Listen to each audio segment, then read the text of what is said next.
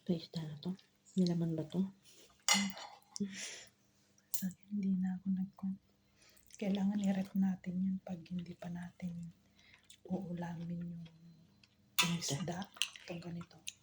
Para hindi masira. Hindi susunog Himala na sunog.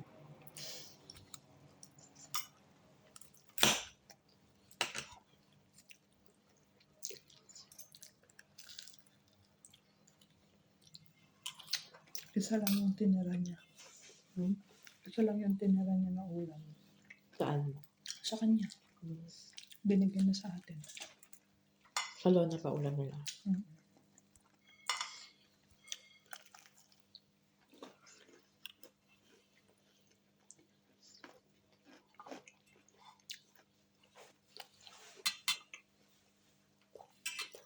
Nag-crave pa rin ako sa lumpiang Shanghai.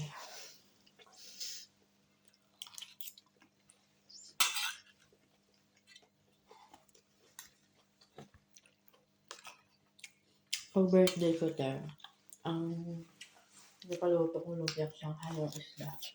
Masarap. Sarap, diba?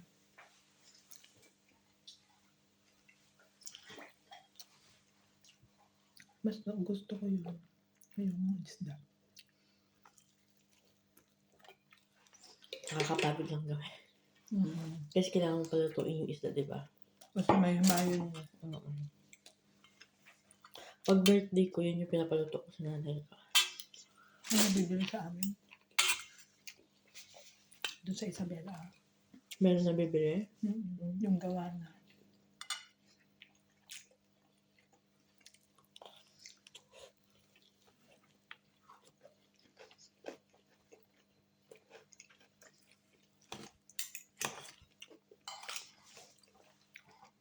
Ang mga Muslim ba, nalalaman nila pag baboy yung laman? Hindi naman nila alam kung anong lasa. Hindi, sa amoy.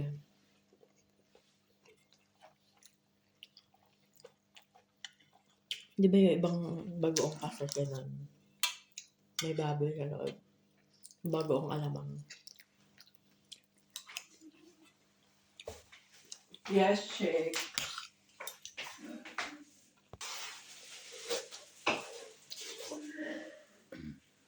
Labon pa.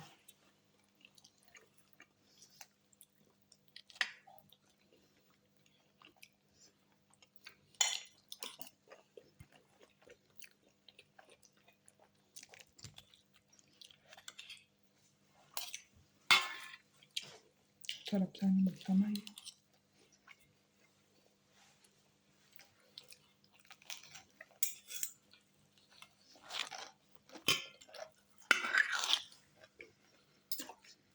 Sa bahay namin pag kumakain, hindi ako naka-placemat. Kasi plastic na ano namin. Yung plato. Di ba pag umiikot kailangan naka-placemat ako.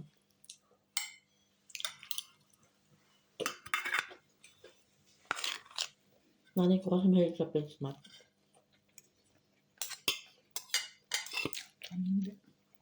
Tapos kami nasanay na din mahilig sa placemat.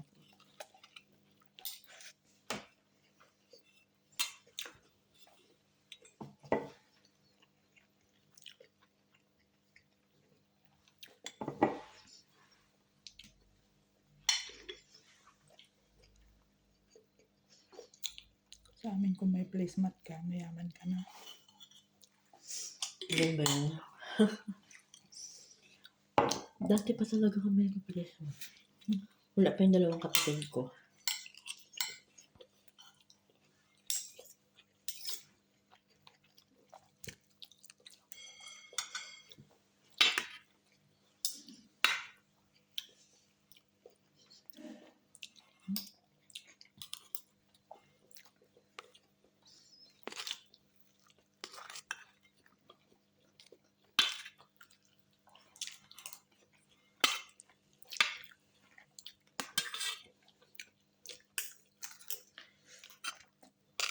Alam mo yung luto ng escabeche?